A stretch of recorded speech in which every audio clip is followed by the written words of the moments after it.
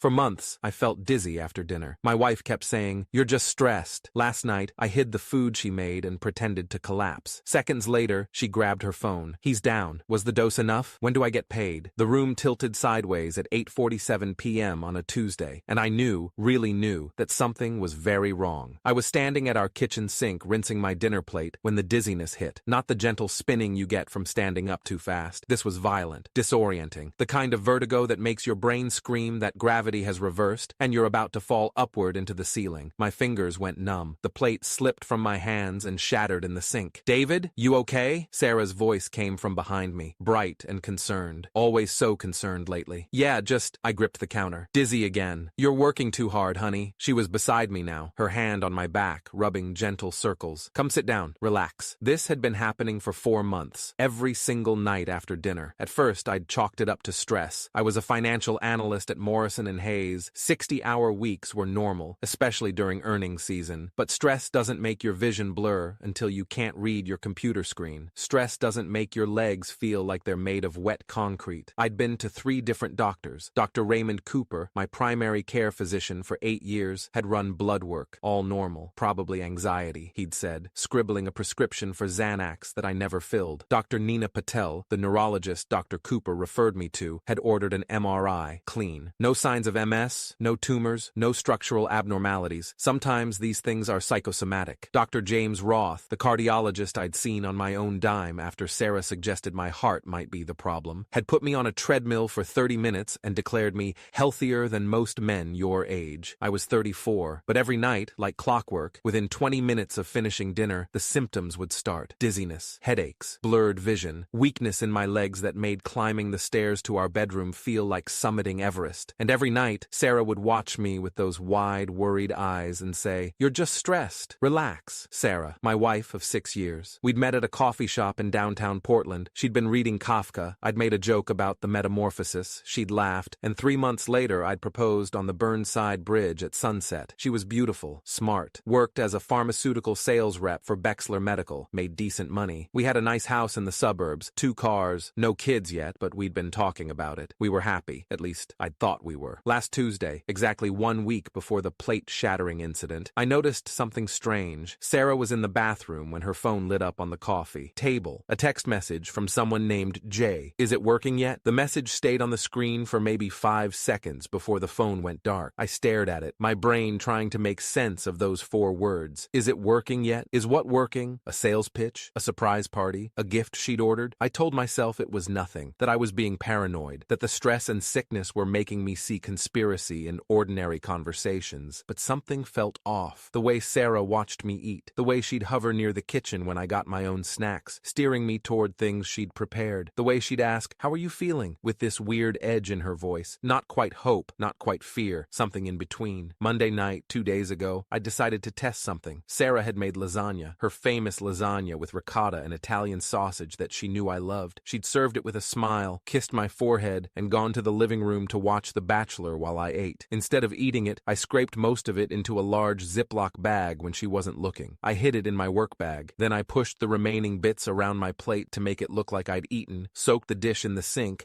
and joined her on the couch. 20 minutes passed. No dizziness, no headache, no blurred vision. An hour passed. Nothing. I felt fine. Better than fine. I felt normal for the first time in 4 months. My hands started shaking. "You okay?" Sarah asked, noticing. "Yeah, just cold." She pulled a blanket over me and snuggled closer. "You're probably coming down with something. I'll make you soup tomorrow." I smiled and nodded, and tried not to think about what that experiment had just proven, which brings me back to tonight, Tuesday, the night I decided to find out the truth. Sarah had made chicken parmesan. She'd been in the kitchen for an hour, singing along to Taylor Swift, seeming genuinely happy. She'd plated the food beautifully, the chicken perfectly breaded, the marinara sauce homemade, the mozzarella melted just right. She'd even made garlic bread. "This looks amazing," I told her. "Anything for my baby." She kissed the top of my head. "Eat up. You need your strength." I ate about a quarter of it, taking small bites, making appreciative noises. When Sarah got up to refill her wine glass, I scraped the rest into another Ziploc bag that I'd hidden in my jacket pocket earlier. I shoved the bag deep into my pocket, rinsed my plate, and the dizziness hit like a freight train. Except this time, it wasn't real. I stumbled from the kitchen into the living room, made a show of grabbing the back of the couch, and let myself collapse to the hardwood floor. I lay there, there, face down, eyes closed, breathing shallow, playing dead, or nearly dead. For about 10 seconds, nothing happened. Then Sarah's footsteps rushed over, fast, urgent, but she didn't scream. She didn't shake me. She didn't call 911.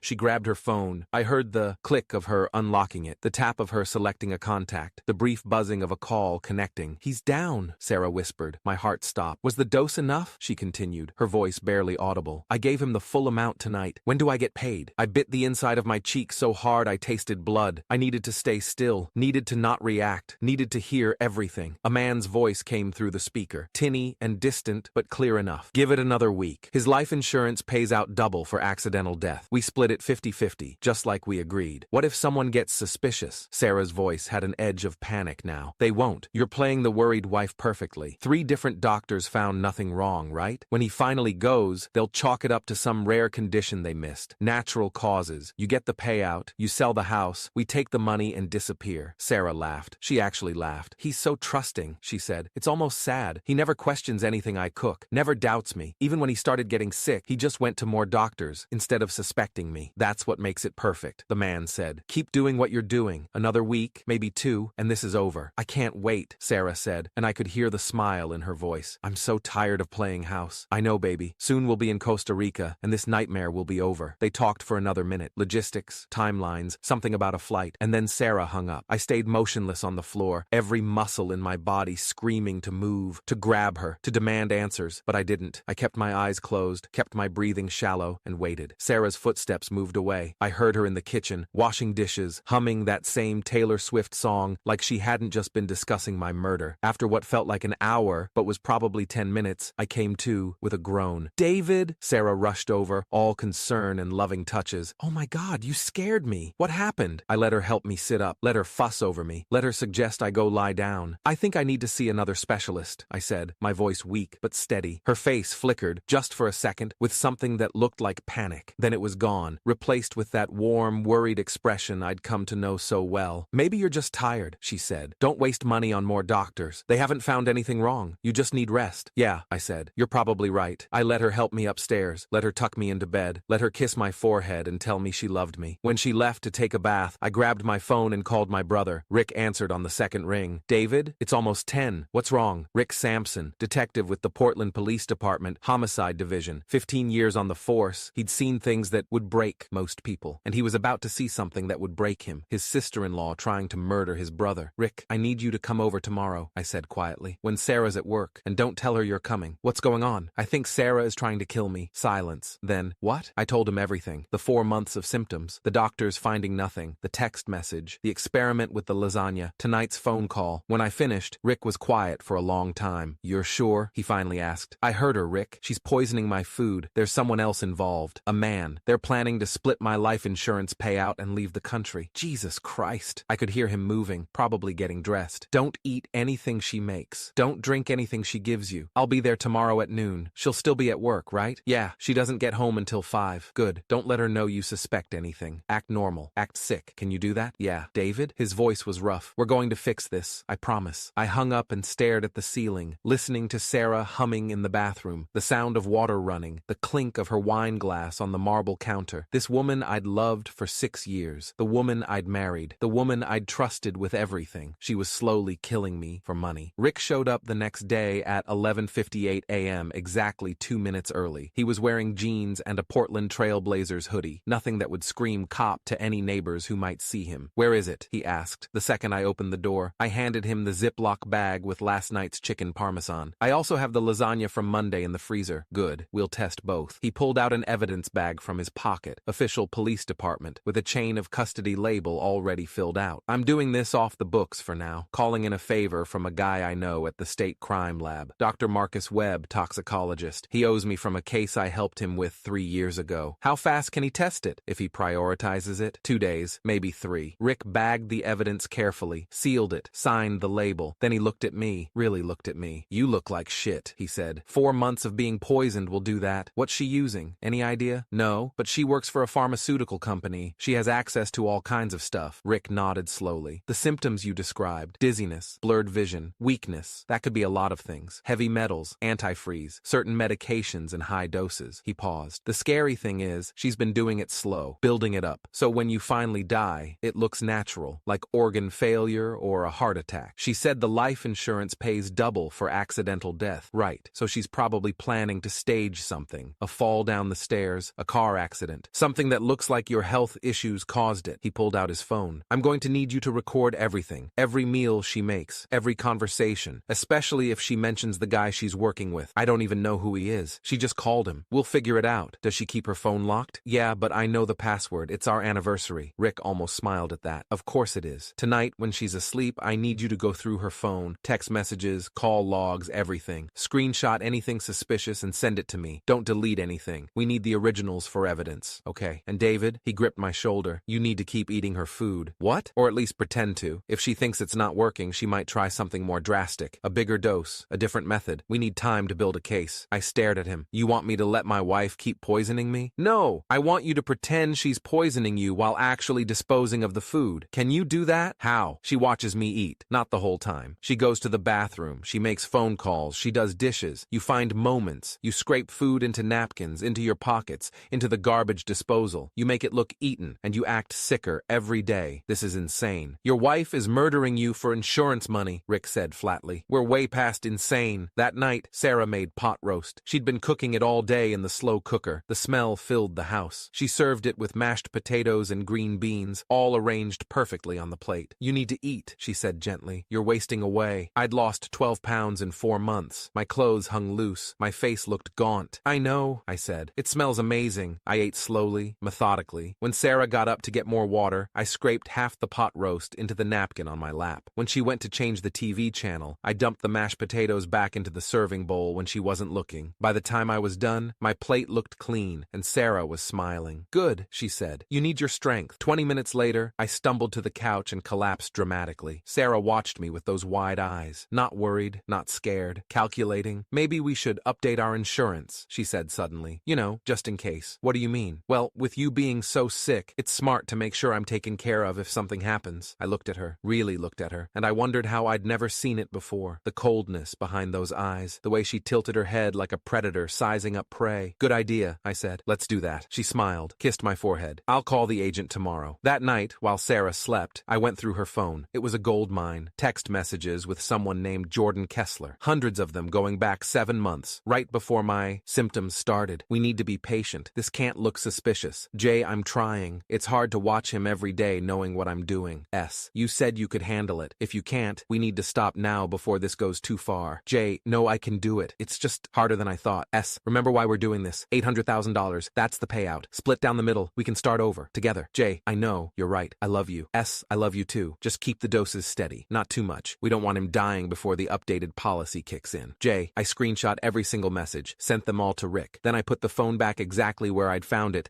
and went to the bathroom to throw up. $800,000. That was what I was worth dead. Rick called the next morning while I was sleeping on the couch and Sarah was at work. Got the messages, he said. This is good. This is really good. But we need more. More? We need the lab results confirming poison. We need to identify Jordan Kessler, and we need a plan for how to catch them both. When will the lab results come back? Webb said probably Friday. He's rushing it. That's 3 days. I know. Can you hold on 3 more days? I thought about Sarah's smile, about the way she watched me eat, about the messages talking about doses and timing and $800,000. Yeah, I said. I can hold on. Friday afternoon at 3:47 p.m., Rick called. We got the results. I was alone in the house. Sarah was at a work conference in Seattle, probably meeting Jordan Kessler to plan their next move. And ethylene glycol, antifreeze, small doses mixed into your food over an extended period. Not enough to kill you quickly, but enough to cause cumulative organ damage. Eventually, your kidneys would have failed. The doctors would have thought it was some rare disease. My hands were shaking. That's attempted murder. That's premeditated attempted murder. And with the text messages showing planning and motive, we have a solid case. He paused. I also found Jordan Kessler. He's a pharmaceutical sales rep. Works for the same company as Sarah. They've been having an affair for 9 months. 9 months. Started about 2 months before your symptoms began. My guess is they were planning this the whole time. I sat down on the couch where I'd collapsed so many times, where Sarah had watched me suffer and pretended to care. What now? I asked. Now we finish this. Does Sarah have any family events coming up? Her parents are flying in next weekend for her dad's birthday. She wants to have a family dinner here. My parents, her parents, maybe her sister. Rick was quiet. Then, perfect. What are you thinking? You're going to expose her in front of everyone, with evidence. I'll be there with backup. We arrest her at the dinner table. That's dramatic. dramatic. Your wife has been slowly poisoning you for 4 months while planning to stage your accidental death and run away with her boyfriend to Costa. Rika, Rick said. Dramatic is appropriate. The next week was the longest of my life. I kept up the act. Ate Sarah's meals, or pretended to. Got weaker, more confused. She loved it. Started talking about when we update the insurance and the trip we'll take after you're feeling better. The trip we'd never take, because I'd be dead. She invited everyone to dinner Friday night. Just family, she said. A nice dinner. You've been so sick. It'll be good to have everyone together. She wanted witnesses to see how devoted she was. How caring. Perfect. Friday came. My parents arrived at 5:30 p.m. Mom immediately started fussing over how thin I'd gotten. David, you look terrible. Are you sure the doctors don't know what's wrong? They're stumped, I said, leaning heavily on the couch. But Sarah's been taking great care of me. Sarah beamed, hugged my mother. I just want him to feel better. Her parents arrived at 5:45 p.m. Donald and Margaret Hayes, both retired, both completely oblivious to their daughter's plan to commit murder. They brought wine and dessert and compliments about how lovely our home looked. Sarah's always been so good at taking care of people, Margaret said, squeezing her daughter's shoulder. Sarah smiled. I learned from the best, Mom. Rick showed up at 6 p.m. sharp, in his civilian clothes, carrying a bottle of wine like a normal dinner guest. Only I could see the bulge under his jacket, where his service weapon was holstered. Detective Sampson, Sarah said warmly, hugging him. So glad you could make it. Wouldn't miss it, Rick said, his smile not reaching his eyes. We all sat down to dinner at 6:30 p.m. Sarah had made pot roast again, her specialty. She'd spent hours on it. The table was set beautifully. Candles, cloth napkins, the good china. She wanted this to be memorable. It would be, just not the way she'd planned. Before we eat, I said, standing up slowly, gripping the edge of the table for support, I want to say something. Sarah looked up at me, surprised, then pleased. She probably thought I was going to thank her in front of everyone. Sarah has been taking such incredible care of me during this illness, I continued, my voice weak but steady, cooking every meal, making sure I eat, watching over me constantly. Her smile grew wider. My mother was tearing up. In fact, I said, pulling out my phone, I wanted everyone to hear just how dedicated she's been, how much effort she's put into my care. I pressed play on the recording I'd made that first night, the night I'd collapsed and overheard everything. Sarah's voice filled the room, clear and undeniable. He's down. Was the dose enough? I gave him the full amount tonight. When do I get paid? The color drained from Sarah's face so fast I thought she might faint. Then Jordan Kessler's voice, give it another week. His life insurance pays out double for accidental death. We split it 50-50 just like we agreed. My mother gasped. Margaret Hayes stood up so fast her chair fell over backward. Sarah lunged for my phone, but Rick was faster. He grabbed her wrist and pulled her back into her seat. Sarah Hayes, he said, his voice cold and professional, showing his badge. You're under arrest for attempted murder. No! Sarah's voice was shrill, panicked. David, please, I can explain. This isn't what it sounds like. Explain what? I said, my voice steady now, all weakness gone. Explain that you've been poisoning me with antifreeze for 4 months? I pulled out the lab report that Rick had brought, official state crime lab letterhead, Dr. Marcus Webb's signature at the bottom, and threw it onto the table. Ethylene glycol, I continued, small doses, mixed into every meal you made, designed to cause cumulative organ damage so that when I finally died, it would look natural. Margaret was crying. My father looked ready to murder someone. Sarah's father just stared at his daughter in horror. The lab tested multiple food samples, Rick said, pulling out his handcuffs. Every single one contained antifreeze. We have text messages between you and Jordan Kessler detailing the plan. We have voice recordings of your conversations about splitting the insurance money. We have documentation of your affair. This is over, Sarah. You don't understand, Sarah said, tears streaming down her face now. We needed the money. Jordan and I, we love each other. We want to start a life together, but we can't afford. We had money, I said quietly. I make 6 figures. You make good money. We own a house. We have savings. You didn't need anything. You just wanted more. Rick pulled Sarah to her feet and cuffed her hands behind her back. You have the right to remain silent. As he read her Miranda rights, 2 uniformed officers came through the front door, Rick's backup, who'd been waiting outside. Sarah looked at me one last time. Her makeup was running. Her hair was disheveled. She looked nothing like the beautiful woman I'd married 6 years ago. I loved you once, she said, her voice broken. No, I said. You loved what I was worth dead. There's a difference. The officers led her out. Rick stayed behind to take statements from everyone. My mother couldn't stop crying. Margaret Hayes kept apologizing over and over, as if her daughter's evil was somehow her fault. But my father just looked at me. How did you figure it out? He asked. I thought about that text message, about the experiment with the lasagna, about playing dead on my living room floor and hearing my wife calmly discuss confess my murder. Simple, I said. I stopped trusting my wife the moment she started caring if I lived or died. Jordan Kessler was arrested 3 hours later at his apartment in Northwest Portland. He'd been packing for Costa Rica. Tickets to San Jose already purchased, scheduled to depart the following Wednesday. Rick found maps of Costa Rica, property listings for beachfront homes, and $47,000 in cash that Sarah had been skimming from our joint accounts for the past 6 months. The case never went to trial. With the evidence, the recordings, the text messages, the lab reports, the testimony from Dr. Marcus Webb about the ethylene glycol, the airline tickets, the cash. Sarah's lawyer advised her to take a plea deal. 23 years for attempted murder. Jordan Kessler got 18 years for conspiracy and accessory to attempted murder. The DA, Caroline Foster, a 41-year-old former public defender who'd switched sides after her brother was killed by his girlfriend, came to see me a week before sentencing. "Your brother did good work on this case," she said. "The evidence was airtight. Most attempted murder cases are hard to prove because the victim doesn't realize what's happening until it's too late. You realized, you documented, you built a case. I had help. You had family," she corrected, "and you were smart enough to ask for it." At the sentencing hearing, Sarah's lawyer tried to paint her as a victim, trapped in an unhappy marriage, manipulated by Jordan Kessler, suffering from mental health issues. The judge wasn't buying it. "You slowly poisoned your husband over 4 months," Judge Patricia Morrison said, her voice hard. "You planned his murder with your lover. You stood to profit $800,000 from his death. This wasn't a crime of passion. This wasn't a mental health crisis.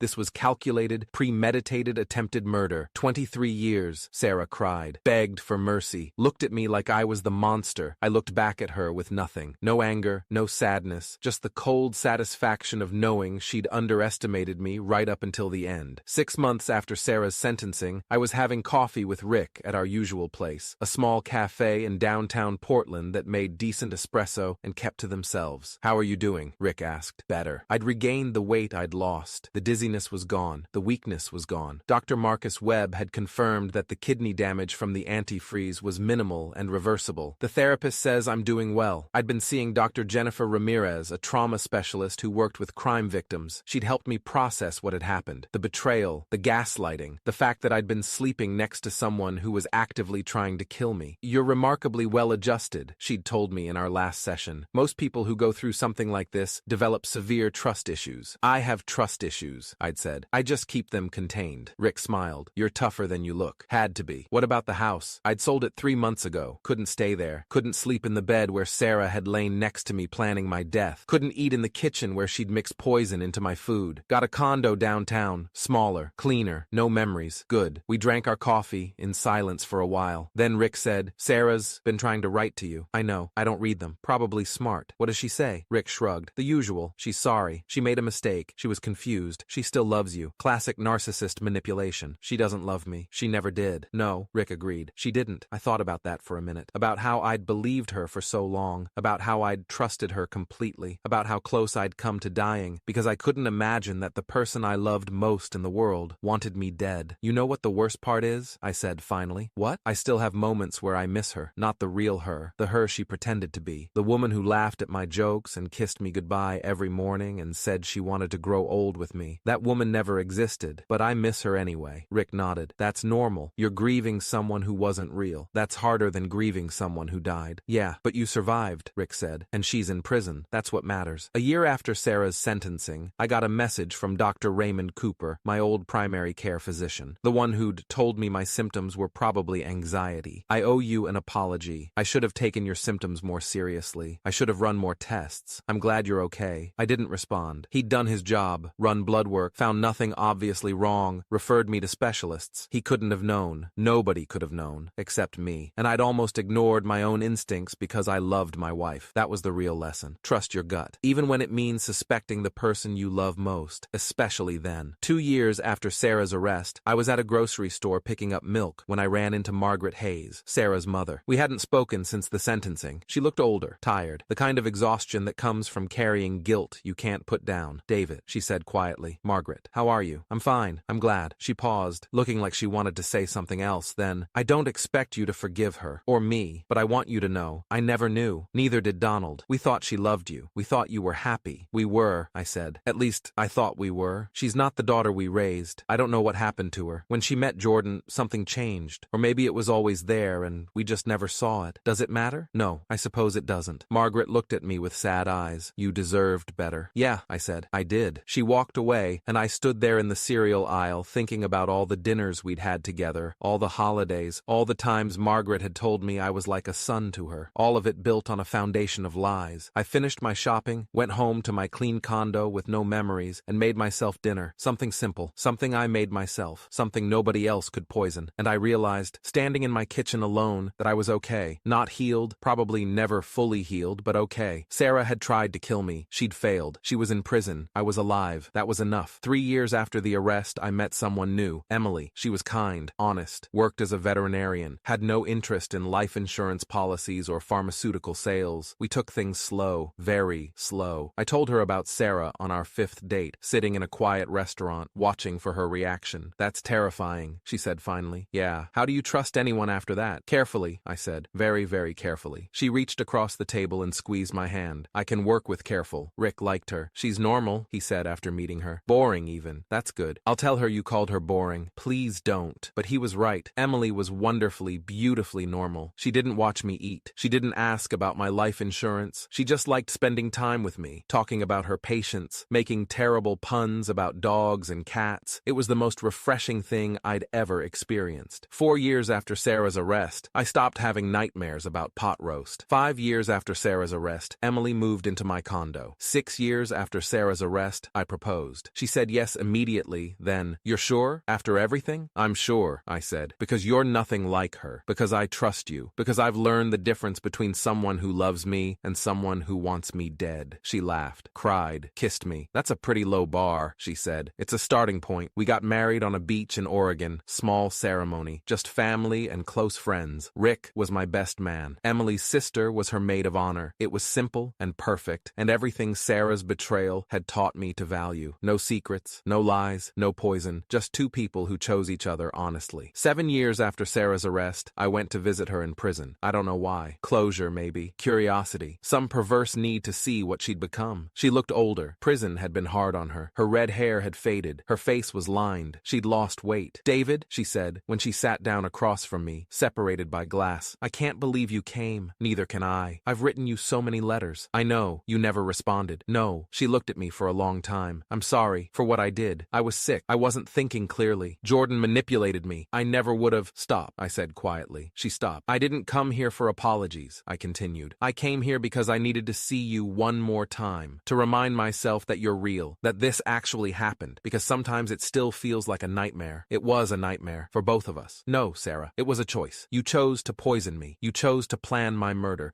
You chose money over my life. Those were all choices." She was crying now. "I loved you." "No," I said, standing up. "You loved yourself, and that's why you're in here and I'm out there living my life." I walked away without looking back. That night, I went home to Emily. We made dinner together. Nothing fancy, just pasta and salad. We ate at our small kitchen table, talking about our days, laughing about something stupid one of her patients had done. And I realized that this simple, honest, boring life was everything Sarah had tried to take from me. But she'd failed. I was alive. I was happy. I was loved by someone who actually meant it. She was in prison for 17 more years. I stopped trusting my wife the moment she started caring if I lived or died, and that decision saved my life.